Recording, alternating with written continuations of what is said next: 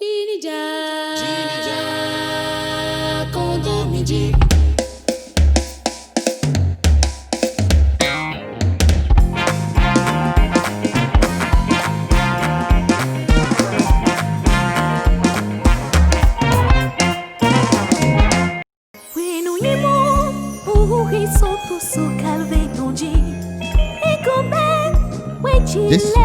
Seigneur Jésus-Christ, Sauveur des âmes, Créateur des cieux et de la terre, Dieu des armées, nous te remercions.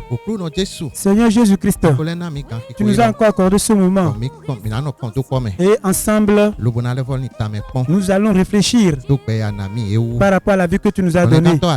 Sauveur des âmes, le temps y est. Descends et ouvre les cœurs. Descends et ouvre les esprits. Seigneur, que cela soit ainsi. Que ton Esprit Saint nous inspire.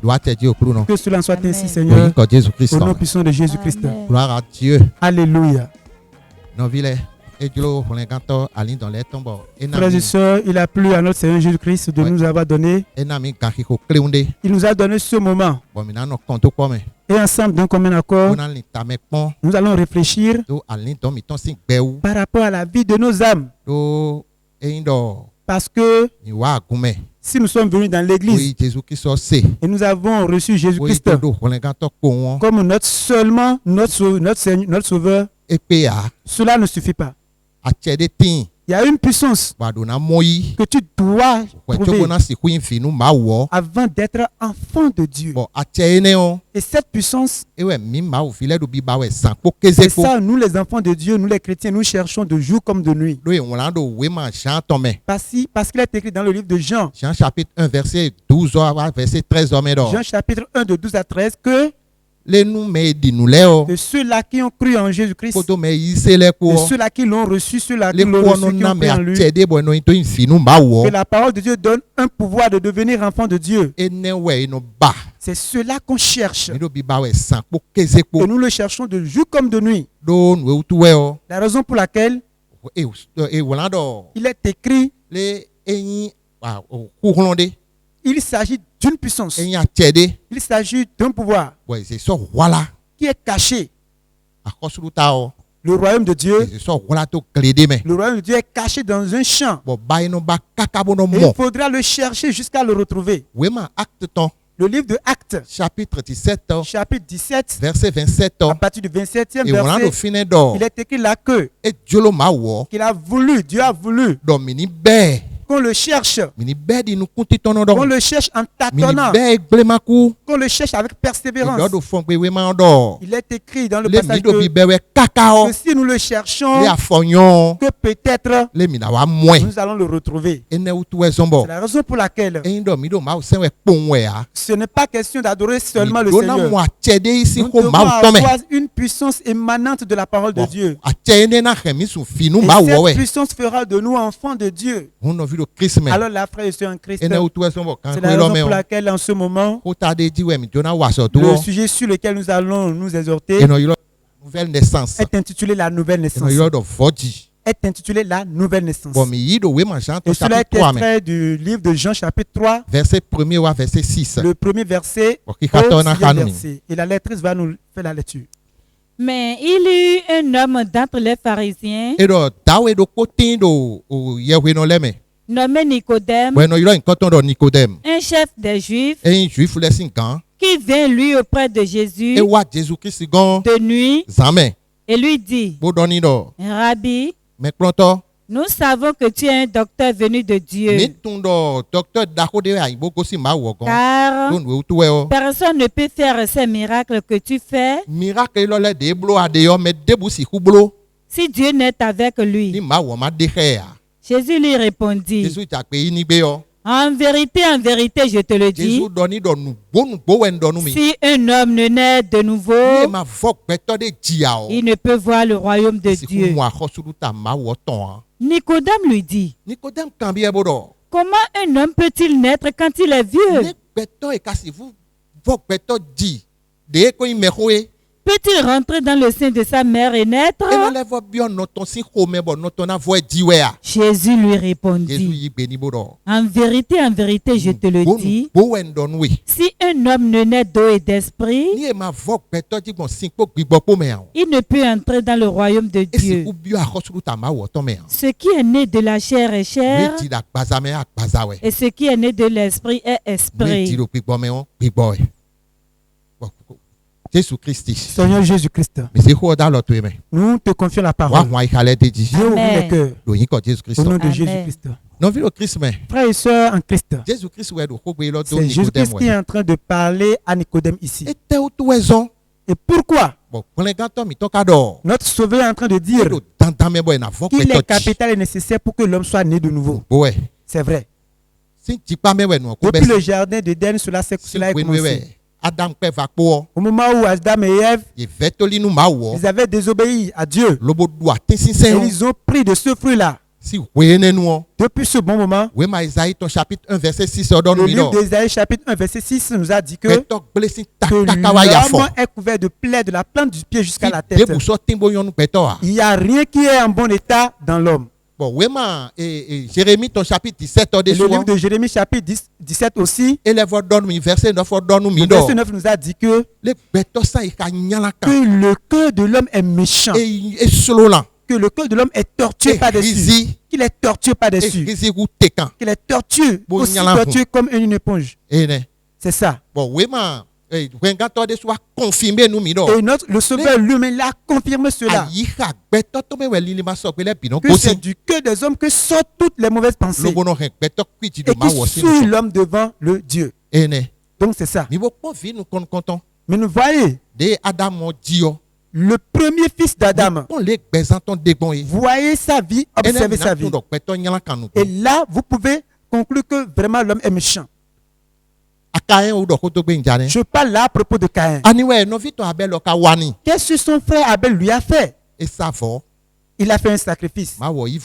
Dieu a accepté son sacrifice. Son petit frère a fait ce sacrifice. Et Dieu l'a accepté, Dieu l'a accueilli. Alors là, c'est toujours ce qui l'a énervé. Et il est dans la méchanceté. Il a eu cette méchanceté-là dans son cœur à propos de son petit frère. Et le Créateur du ciel et de la terre a vu cela. Il a commencé par l'avertir. Caïn, dans quel état te retrouves-tu ainsi? Ta vie n'est pas bonne. Pourquoi as-tu le visage frustré comme ça? Si tu aurais fait quelque chose de meilleur, oui, ton visage se serait déjà embolsonné. Ce que Dieu lui a dit comme ça, il a encore eu de grandes colères. Et il a dit à son frère, viens, suis-moi, nous allons au champ. Arrivé là-bas, là il s'est jeté sur lui. Il l'a tué. Frère et soeur dans le Seigneur. Seul Caïn est ainsi? Non. C'est le cœur de l'homme qui est ainsi. Tout ce qui est descendant, la descendance de Caïn, tout ce qui est la descendance d'Adam, nous avons tous un cœur mauvais. Toi qui écoutes ma parole en ce moment, tu dois avoir cette compréhension que tu es venu dans ce monde avec ce cœur-là, que tu es né avec ce cœur-là. Nous voulons parler de Caïn. Jésus-Christ nous a dit que le cœur de l'homme que sortent toutes les mauvaises pensées. Et il a cité ces mots. Nous allons lire ça dans le livre de Marc. Marc chapitre 7. Marc chapitre 7. Verset à partir du 21e verset. Écoutons ce que dit le passage. Qu'a-t-il dit le passage? Il nous a dit que car c'est du dedans, c'est du cœur des hommes que sortent les mauvaises pensées, les adultères, les impudicités, les meurtres, les vols, les cupidités, les méchancetés, la fraude, le dérèglement, le regard envieux, la calomnie, l'orgueil, la folie. Toutes ces choses mauvaises sortent du dedans et souillent l'homme. Et là, je suis en train de demander. Toi qui es là et qui m'entend et qui m'écoute, examine-toi. Tu verras pour toi aussi là-dedans. Et tu dois réfléchir à propos de ça. C'est avec ces choses que tu iras devant le Seigneur. Et tu vas regarder ce que tu es. La Bible nous a dit que nul n'est juste devant Dieu. Il n'y a même pas un seul juste. C'est la raison pour laquelle la nouvelle naissance est obligatoire. Et Jésus-Christ nous a parlé à propos de ça. À propos de ça à Nicodème. Voyons ce que le livre de Jérémie chapitre 9, chapitre 9, verset 4, à partir du 4e verset, il nous a dit de ne pas avoir confiance en son frère. Même s'il est ton ami intime, que de ne pas avoir confiance en lui. Qu'il peut toutefois te tromper. Et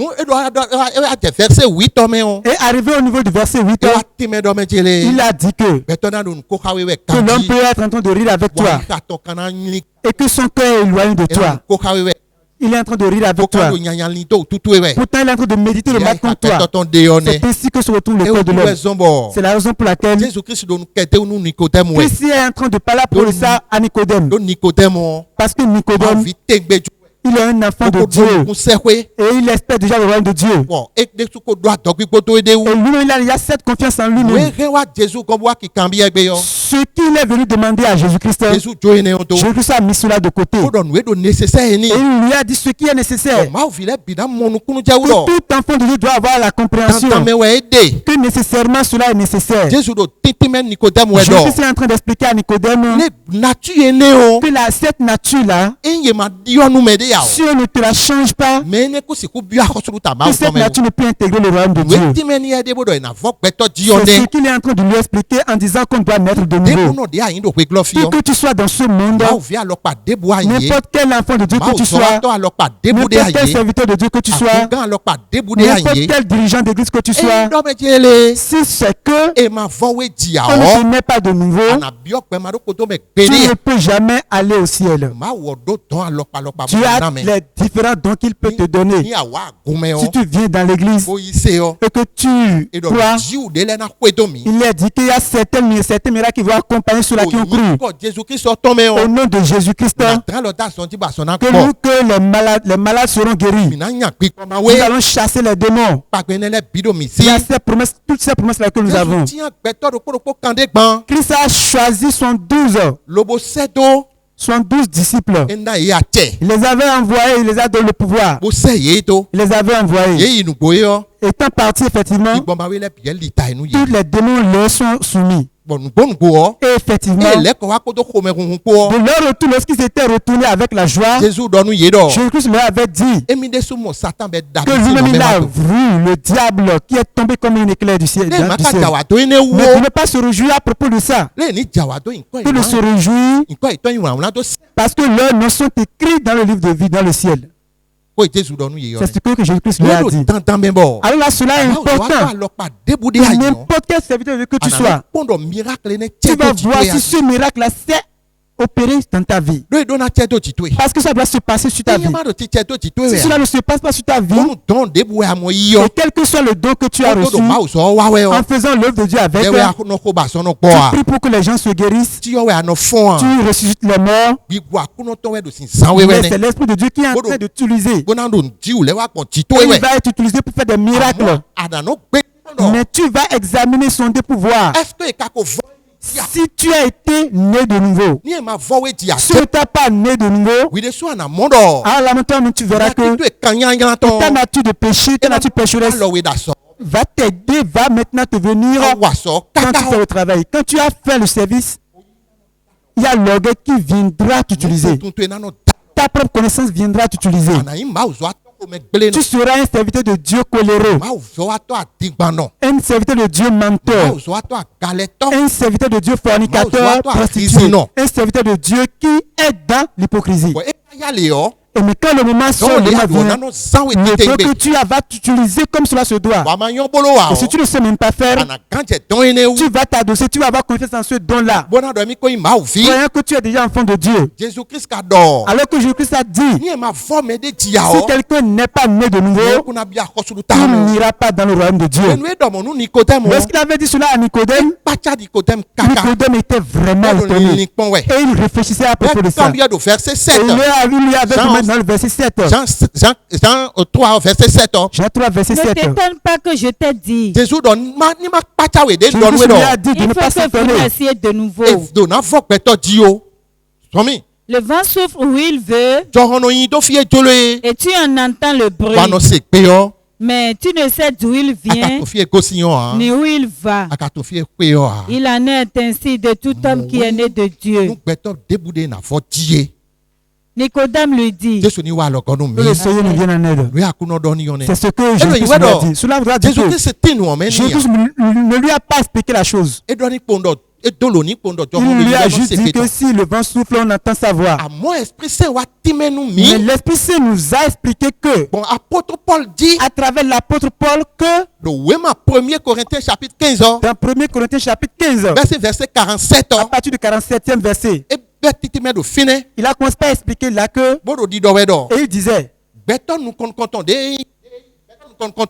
premier homme est fait à partir de la poussière. Le premier homme tiré de la terre est terrestre.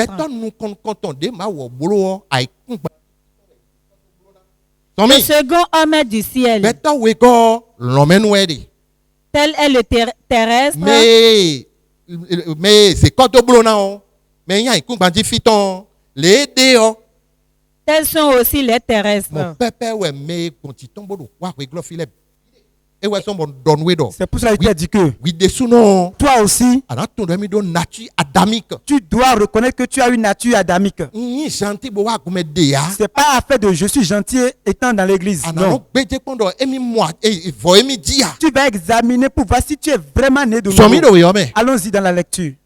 Tel est le céleste. Tels sont aussi les célestes. Et de même que nous avons porté l'image du terrestre, nous porterons aussi l'image du céleste. C'est ça le miracle. C'est ça le miracle. Et ça doit s'accomplir sur tout enfant de Dieu. Il a ajouté que c'est que la chair et le sang ne peuvent hériter le royaume de Dieu. Cela signifie que la chair et le sang ne peuvent hériter le royaume de Dieu. C'est ça le miracle. C'est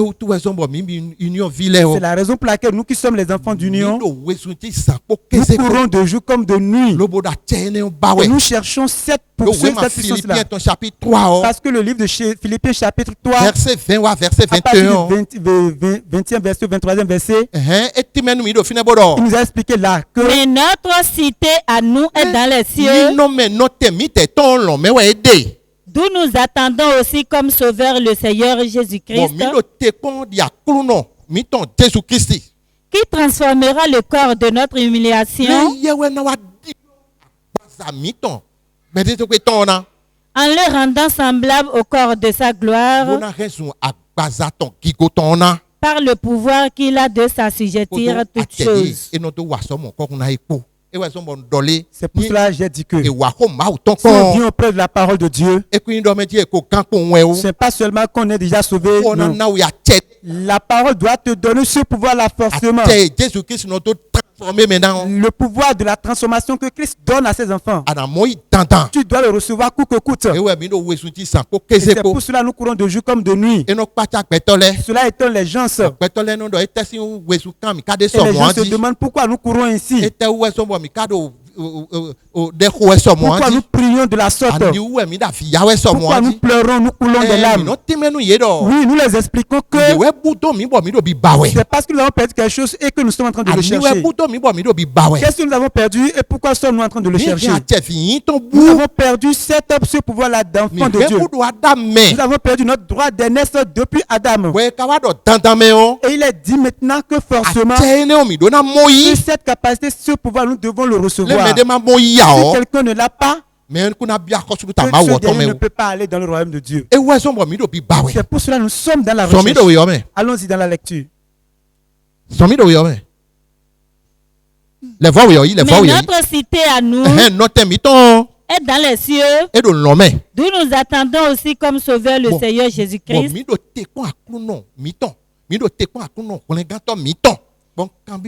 Et je demande, comment l'attends-tu?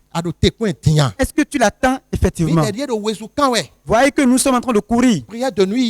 Nous allons à la prière de nuit, à la prière matinale, à l'exhortation. Allons, nous allons prendre la parole de Dieu. Les séances de prière passent par-là. Et cela est tout comme si comme nous n'avons rien à faire. Ça devient une raillerie pour les gens. Ça. C'est pour cela, frères et sœurs en Christ, chacun de nous, nous allons nous temporiser. Nous n'allons pas perdre le courage. Nous n'allons pas perdre notre espoir. Ce que les hommes disent, cela ne doit pas nous pousser à la honte. Nous devons chercher jusqu'à ce que nous ayons touché cela demain. Parce que si nous sommes confus, si nous avons la honte dans ce monde, c'est mieux que d'être honteux. Au moins nous serons morts. C'est pour ça. Et le chemin par lequel on prend, c'est que ce miracle s'accomplit sur soi. C'est le livre de Jean chapitre 14. Verset 15. Le 15e verset. Jean 14 verset 15. Si vous m'aimez, il dit que si nous l'aimons, gardez mes commandements. Gardez ses commandements. Gardez sa parole. Et moi, frères et sœurs en Christ, comment gardes-tu la parole? Comment prends soin-tu de la parole? Frères et sœurs en Christ, viens-tu auprès de la parole en vain? Si tu viens auprès de la parole de Dieu, tu dois mettre de côté ce que tu es. Ce que tu connais, tu mets ça de côté. Le patron que tu es, tu mets ça de côté. L'intellectuel que tu es, tu mets ça de côté. Tu ne feras pas le savant. Tu dois t'humilier auprès de la parole de Dieu. Et dis à Dieu, lorsque je me suis assis pour écouter ta parole, je ne suis rien. Je ne suis rien. Je suis venu auprès de toi pour que tu me donnes la vie. Sinon, le patron que tu es, si cela vient s'afficher auprès de la parole de Dieu, ce miracle-là ne s'opérera pas sur ta vie. Ton cœur ne doit pas être au-dessus de la parole de Dieu. Ton cœur doit rester au-dessous de la parole de Dieu. Sinon, tu ne verras pas le miracle. Parce qu'il est écrit que c'est dans la parole qu'il y a la vie. Frères et sœurs en Christ. C'est pour cela que Jésus-Christ nous a dit que si tu aimes Jésus-Christ, si tu l'aimes, que tu dois garder son commandement, sa parole. Et ainsi, allons-y. Et moi, je prierai le Père et il vous donnera un autre consolateur afin qu'il demeure éternellement avec vous. L'esprit de vérité que le monde ne peut recevoir parce qu'il ne le voit point et ne le connaît point. Mais vous, vous le connaissez car il demeure avec vous et il sera en vous.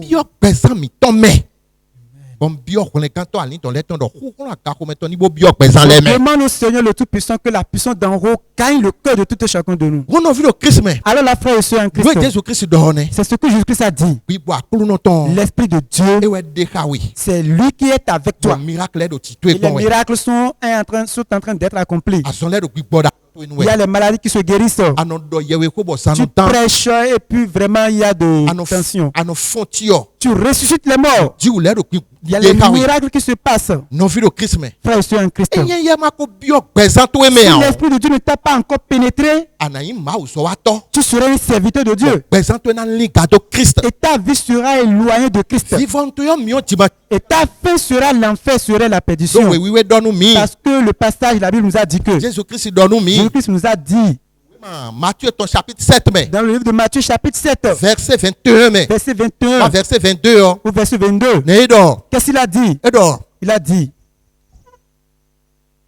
ceux qui me disent Seigneur, Seigneur n'entreront pas tous dans le royaume des cieux, mais celui-là seul qui fait la volonté de mon Père qui est dans les cieux. Plusieurs me diront en ce jour-là, Seigneur, n'avons-nous pas prophétisé par ton nom? N'avons-nous pas chassé des démons par ton nom? Et n'avons-nous pas fait beaucoup de miracles par ton nom? Alors, je leur dirai ouvertement, je ne vous ai jamais connu. Retirez-vous de moi, vous qui commettez l'iniquité. Alors là, cela voudra dire que, frère et sœur en Christ, tu vas te sonder, te prouver. Si l'Esprit de Dieu t'a pénétré, t'a gagné, ça ne se cache pas. Ça pousse ta vie à la repentance, dans la repentance. Et toi-même, tu verras que ta vie est mauvaise. Ézéchiel 36, verset 21. Le livre d'Ézéchiel 36, verset 31 nous a dit que, disons cela. Il a dit que ta vie, toi-même tu verras son état mauvais et tu serais mécontent de ça. Ça va constituer des pleurs de larmes, ça va constituer des lamentations. Si cela est ainsi pour toi, ceux-là que Dieu a appelés, c'est ceux-là qui sont appelés pour être nés de nouveau. Celui-là qui n'a pas le souci de sa vie, qui n'a pas de calcul, ne peut pas calculer par rapport à sa vie. Il a un souci dans l'église. Et il n'a pas le souci par rapport à la vie de son âme. Le Créateur ne fera pas ce miracle sur ta vie. Il ne sera jamais né de nouveau. C'est ceux-là qui ont la repentance qui seront nés de nouveau. Ceux qui ont eu la lumière du ciel dans leur vie. Ceux qui ont la haine du mal. Ceux qui ont le chagrin à propos du péché. Il a eu le chagrin par rapport à sa colère, par rapport à son adultère, par rapport à son vol. Il a le chagrin, un grand chagrin par rapport à ça. Si cela est ainsi pour toi, le Créateur de la terre, c'est ceux-là qui seront nés de nouveau. C'est pour cela, frères et sœurs en Christ. Nous devons être quelqu'un. Et que si nous sommes venus près la parole de Dieu, Jacques chapitre 1, verset 21, le 21e verset, il nous a dit que de recevoir la parole, lisons-le. Lisons ce passage-là. Il a dit que nous allons recevoir la parole. Jacques chapitre 1, verset 21. Jacques chapitre 1, verset 21. Il a dit que nous allons prendre la parole, nous allons recevoir la parole de Dieu avec douceur. Jacques chapitre 1, verset 21. C'est pourquoi, rejetant toute souillure et tout excès de malice, recevez avec douceur la parole qui a été plantée en vous. Le cœur de malice, sa propre sagesse, sa propre connaissance. Lorsque tu es venu prendre la parole de Dieu, mets tout ça là de côté pour que la parole qui te visite accepte-le d'un cœur ouvert. Qui peut sauver vos âmes? Mettez en pratique la parole. Que le Seigneur vienne à nous. C'est ça qui va sauver ton âme. C'est pour cela que je demande au sauveur des âmes, celui qui a créé les cieux et la terre, que cette puissance gagne la vie, qu'il règne dans la vie. Que cela en soit ainsi. Nous allons prier. Seigneur Jésus-Christ, Dieu de grâce, Créateur des cieux et de la terre, Seigneur Jésus, tu as déjà dit ta parole à la nation. Nous ne connaissons rien. Seigneur Jésus-Christ, les cœurs dans lesquels la parole est implantée, arrose ta parole. Arrose ta parole. Que la puissance de la nouvelle naissance trouve de place dans les cœurs. Que cela en soit ainsi. Au nom de Jésus-Christ. Au nom de Jésus-Christ. Amen.